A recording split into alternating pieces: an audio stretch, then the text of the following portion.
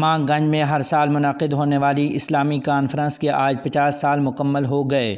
تفصیلات کے مطابق دارالعلوم ماں گنج بنگلہ دیش میں منعقد ہونے والی سالانہ اسلامی کانفرنس کے آج 50 سال مکمل ہو گئے ہیں۔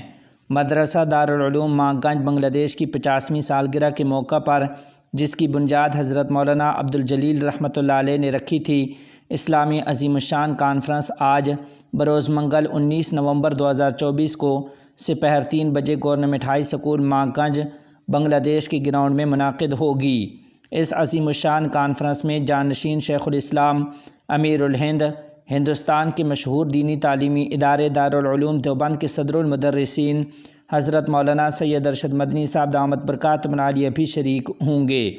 دارالعلوم ماں گنج کے محتمم حافظ مولانا قاری عبید اللہ نے بتایا کہ آج ہونے والی کانفرنس میں ضلع ماں گنج اور اس کے آس پاس کے اضلاع کے علماء کرام اور دیندار مسلمانوں کی کثیر تعداد موجود رہے گی۔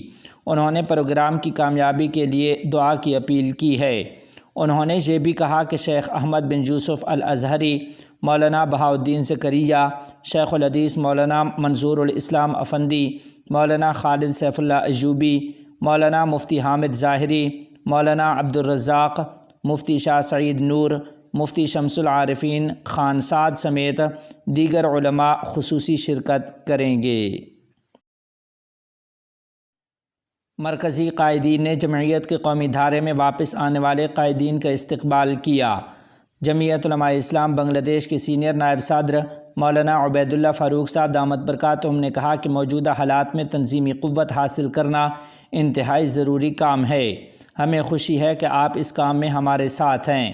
انشاءاللہ آنے والے دنوں میں پارٹی کی سرگرمیوں کو بہتر طریقے سے چلائیں گے۔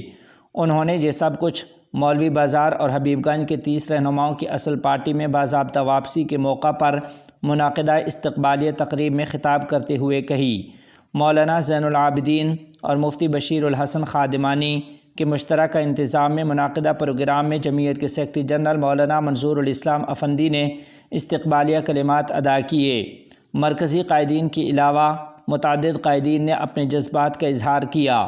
رہنما مرکزی قائدین میں مولانا عبدالقدوس قاسمی، مولانا بہاؤالدین زکریا، مولانا فضل الکریم قاسمی، مفتی منیر حسین قاسمی، مولانا مطیع الرحمن غازی پوری، مولانا عبدالحق کوثری اور مولانا مقبول حسین قاسمی نے بھی خطاب کیا ہے۔